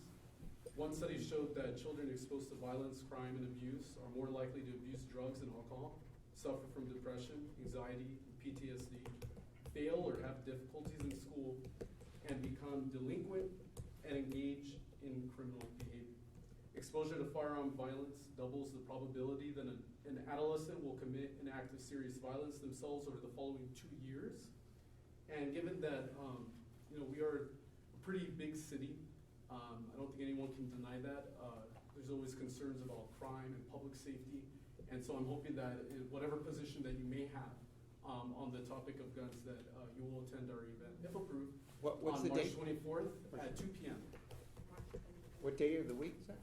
It'll be on a Saturday. Yeah. What was the name of the event? It's March. March for It's Lives? the March for Our Lives. Our Lives. And it's being hosted Like by. about the gun control? It's about the gun control. It's advocacy, not control, but more advocacy on the Kind issue of, of guns. yeah, but that's other for that. Yeah. Who's hosting or? We have over 20 organizations hosting. I'm only one of them with Our Revolution. We have Together We Will that's coordinating all of these organizations that are jumping in. We keep adding them every day, honestly. We're expecting a really good turnout, and given that the Centennial Park is able to accommodate the 4th of July celebration that the city staff are able to put on, we're hoping that this event is also successful if we end up getting those numbers. Have you walked, I'm sorry. No, go ahead. Have you walked the park recently? Oh yeah, we actually scouted the park within. They've submitted an application, Ron. Oh, So we're going through the process right okay, now. because, you know, you've got that, well site project. Yeah.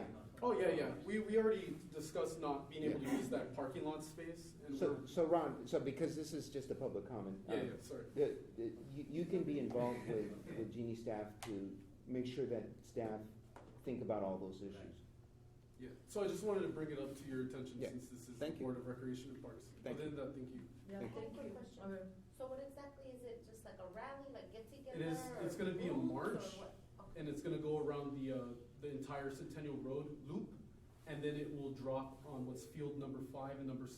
That's what's on the permit, and that's the softball fields adjacent to the theater of Dinas Fundamental High School, and we'll be using the parking structure as well. If approved. So like a. It's parade? Saturday, Cecilia, it's a Saturday. Yeah, it'll be okay. Like a I mean, parade? Well, we'll see, it's in the process of Okay. being reviewed. I'm just concerned about the amount of people to control the. Yeah, we're willing to make concessions. We haven't Alright. had the coordination meeting with city staff. I don't think the pre-event planning meeting has occurred yet. It hasn't. Okay. So Yes. Okay. that's when all these issues will be fleshed out. Yeah, nothing's final. So Okay. like, we're just bringing it up to your attention in case you had any suggestions or recommendations.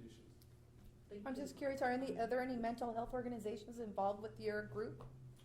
With my specific group. Yeah, because you said you have a lot of nonprofits and stuff joining Yeah. the cause, so I'm just wondering if there's mental health involved. I believe so. We have contacted the county healthcare agency. We're trying to get them on board to maybe table. But any nonprofit mental health groups? I'm only working with Our Revolution at the moment, Okay. but we're still adding organizations every day. I do believe there is one at the moment, like Okay, the I'm Brady just trying to get an Project. idea what your group is made up of. Okay. Yeah, I could forward an official No, we'll wait list till it all comes once it's out. available and once we have that pre-event planning meeting. Thank you, Ivan. All right, thank you. Yes. Okay, the next thing we have is, let's see, we already did this. Any other public comments? No, that was the only one. This time, does staff have any questions? Staff comments? I mean, comments, I'm sorry, comments. Yeah. No questions, comments only. First of all, I wanted to. I'm a I rookie. wanted to congratulate Ofelia and Cecilia for being the Thank you. chair, elected chair and the vice chair. And I also Thank you. just, on behalf of the agency and the board, wanted to give you the sympathy because we're so sorry for your For loss. us. And we'll continue praying for you and your family. And City Council closed in memory of Cecilia's son, who passed away way too young. Ramsey?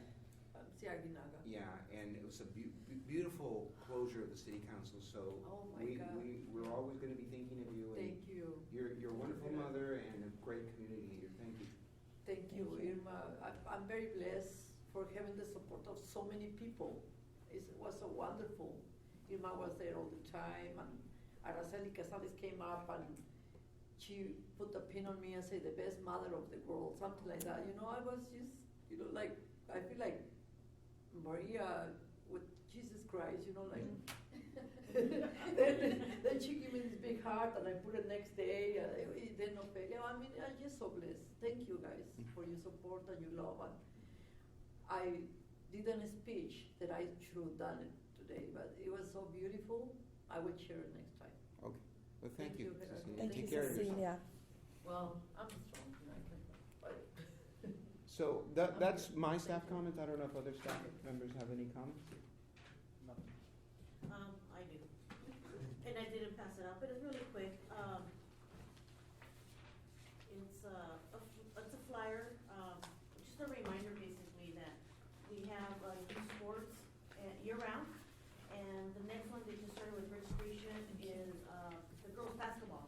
And I'm happy to report that, with the strategic plan and the funding that the city council gave us about 4 years ago, the program has been growing every year. I don't have my paperwork in front of me, but I think we started off with less than 50 girls, and now we have grown up to 300 plus. So the goal every year is to increase it, but with, typically you think basketball with boys, but with this girls program, it's increased. The staff that I have in charge of these programs are, they started off playing basketball at the centers, and now they're staff. And the girls are having fun. The cost is $34.39, and it's grades K through 8. However, there's scholarships, so let people know. Yes, that was my next We don't turn anybody away. There's scholarships available. The next sign-up's going to be, tonight, and then Saturday also at the Jerome Center. And there's a phone number if you ever need information about your sports. Staff's there to help. And what else? We just finished up all the beginning yearly activities with the seniors and the youth. All the recreation staff is gearing up for the summer programming currently. Getting ready to set those reports and see how we're going to move forward, like with the aquatics and everything else that we provide in the summer. Staff is already working on the 4th of July. They're working on just all the events that you hear about, all the programs, and just having a good time doing everything. And I know I had another item, but I don't have it in front of me. But I'll update you next time. And thank you for your support for being at the Pacific Electric Park. That event was amazing. That was the most people. It was the biggest attendance of ribbon cutting that I could remember. And once again, thank you for your support with that. And like Mrs. Celia mentioned and everybody else, you drive by or go by, and it's a positive activity. Positive activity. Besides the city budget, we're working on the CIP, which is the capital improvement program. We're doing a preliminary submittal today. Projects in general will include the 610 Lacey Park site, about $1 million has been identified.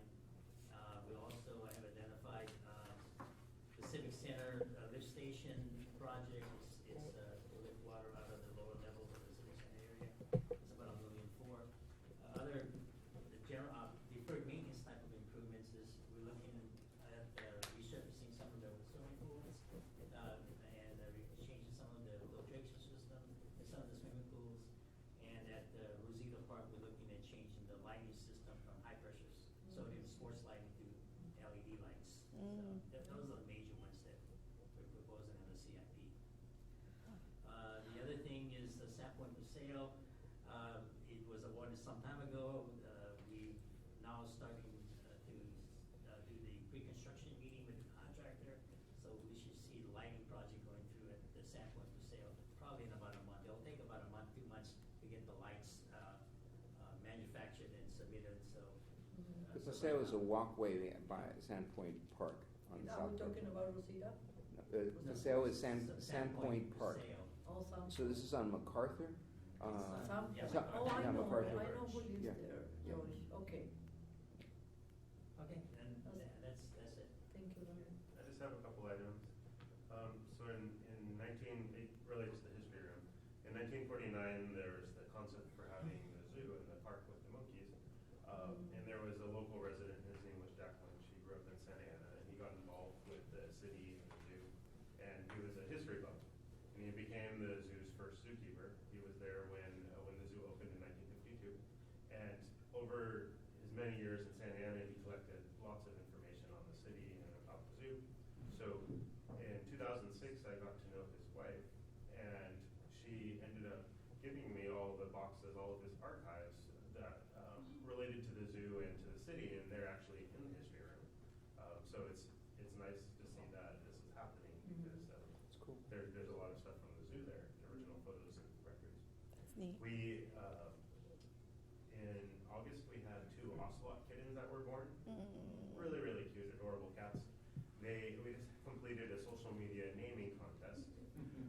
Things can go a little bit sideways when you open it up for the public to provide names. So we provided names that That's smart. people could vote on, that had some significance, some tied to their native habitat or something. And the names that were selected was on Twitter and then on Facebook are Salvador and Caterina. Oh, I love that. Originally, it was supposed to be Salvador and Dolly. There's a famous photo of Salvador Dali with the ocelot. That's but, cool. But Dolly got cut out. So it is Caterina. On Saturday and Sunday, we're having the zoo's birthday. It's a very popular special event. It's both days. The zoo's turning 66 years old. At the front of the zoo, we have a courtyard, a grass courtyard, and there's a model railroad club that comes in and sets up a really neat display. And they're there the whole weekend with trains, and the kids, they just love the trains. But there's DJ, and there's animal presentations and crafts and all sorts of things going on at the zoo, both Saturday and Sunday. And last night we called it enrichment night. Basically, there were volunteers and there were staff that came in, and they made paper mache balloons and wrapped boxes and presents for the animals, and that they'll fill with newspaper and treats and give these birthday presents to the animals on Saturday and Sunday. That's cool. Oh, how neat. What time is that happening? It's happening from 11 to 2 Okay, I want to, on Saturday and Sunday. Yeah, so they will be getting. If I can. There'll be a little announcement saying which animals are getting birthday presents. That's so cool. And then the last item. What are you going to give them? Oh, what are we going to give them? Well, the monkeys like grapes and fruit. Yeah. And then the last item, the master plan for the zoo that you've had a presentation on. That's going to City Council on Tuesday evening. Oh. So it'll be approved, we hope? I'm going to Yes. try to make Yeah, it to the city. there'll be a presentation and, Fingers and, crossed. Ethan will be there as well as our consultant that put the plan together. Thank you. Very Rita. exciting. Yeah, it sounds fun. A lot of good stuff. Anybody else, Heather? Anyone? No? Anybody? I do have something when you're done. Okay, yeah, we don't, our big event was Saturday. So, our next conference. I'm sorry? We have the girls' computer science conference. Okay, well, tell me about it. Oh. Go ahead, Cheryl. It's our second annual young women's leadership conference, and it's partnership with the National Organization for Women and also the Downtown Organization. And this year, the title of the conference is Girls Know CS, which is Girls Know Computer Science. And Microsoft is going to be there. They've loaned us use of Microsoft Surface Touch Pros for the day. The girls will hear from women who work in Northrop Grumman, which is the defense industry, Zillow, different sides of tech industries. They'll get to do a hands-on computer coding activity, and they'll also get to do a offline computational thinking activity. So if you have, girls between the ages of, I believe it's junior high, so 11 through 18 is really, I believe they're really. When and where? It's going to be at the Santa Ana Senior Center, and it's next Saturday. Is that the one on 3rd and on Ross? Okay. Right there. Oh, yeah. I'm all turned around right now. I know where it is. Okay. Really quick. Yes, go for it, please. Sorry. So, as you're aware, we met at the Santa Anita Rec Center. The field's being renovated due to the fact that staff applied for a $1 million grant, and we were successful, and that was Renee Munguia, and along with Ron and everybody else in the team. And now she also applied for a $25,000 grant that we've already received most of the funding, and it's already almost done this next month. And it's for $25,000, and that's with VNA, Bill, and Rudy Hernandez. And I asked the staff today how many went through the program, and it's about 25,000 youth.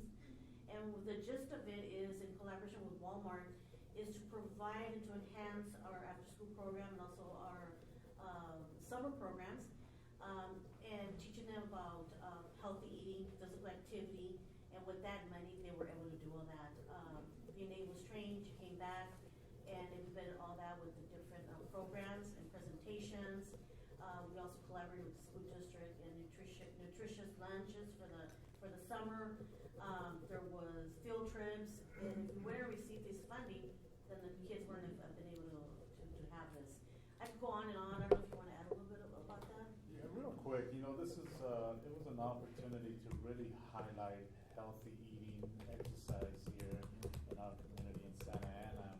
We were fortunate enough to receive this grant, to be able to bring it up to the front and really work with not only our participants of the program, but also the parents, to let them know this is what you can do at home as well to continue the process. So it's worked out really great. VNA, they were really great to work with to get this grant together, and we were very fortunate. And we still, the funding has ended, but I think we still will do things to kind of still continue with that to highlight that event. Good job. Thank you. Anyone else? Board comments? Board comments? Well, I do have one comment actually with regard to the last location where we had the meeting, Santiago Creek. I went down there and walked, I guess, inside the creek area, and I know we're gonna maybe possibly renovate it, maybe, or there was an idea of renovating. Yeah. There's a lot of like needles and stuff down there. I wasn't sure if it's gonna be closed off. The actual creek area. The creek. That's Yeah. accessible with stairs on both sides. Yeah. We walked all along there, actually all the way to where the Discovery Center was. There's homeless people living underneath the street, but there was a lot of needles and things like that. And there's a river trail or what looks like a bike lane that kind of goes underneath a tunnel or whatever. It does.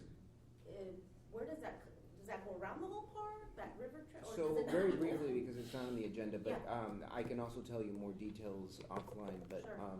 So the park pretty much ends when you start hitting Maine. Okay. So the trail continues though. Yes. So that is not part of the agency's park system. So the trail continues and goes through that tunnel. Yes. And goes and there's a dirt trail that takes you all the way to Fisher Park. Okay. So there are a lot of homeless people and encampments in that area. Yeah. Sometimes they go into the park, but we try, that usually is not as impacted as it is basically west of Main Street, okay, in the trail. And so we have a lot of problem things sometimes like the needles. Now, I don't know if you heard that the needle exchange program right here in Sarasota got stopped. Right. So there is, and I'll tell you more, but there is this now daily task force that's going to try to deal with the homeless encampment situations and abandoned property all over the city. And I don't think they've hit that area yet, but Ron and I have spoken that they need to hit that area as well to clean it up. So it's not part of the park? No, west of Main Street, no. Even though it feels like it might be because the trail continues. Yeah. It isn't. Okay. That was just a comment. Any other board comments? Okay, our next meeting is Wednesday, March 28th at 5:30 at the Centennial Training Center. And we'll make sure you get directions because. Where is Centennial Train? Yeah, It is, Centennial's a very big park, and there is a facility where He'll tell you how to get there. Enrique, we provide the permits for the sports organizations to use the fields. That's Centennial Training Center. Is it by Bolinas? Yes, Okay. It's like a bungalow Godinez. kind of. Bungalows. Okay. Yeah, it's a very nice facility. You'll see it has a nice training room where we'll have the meeting. Okay, it's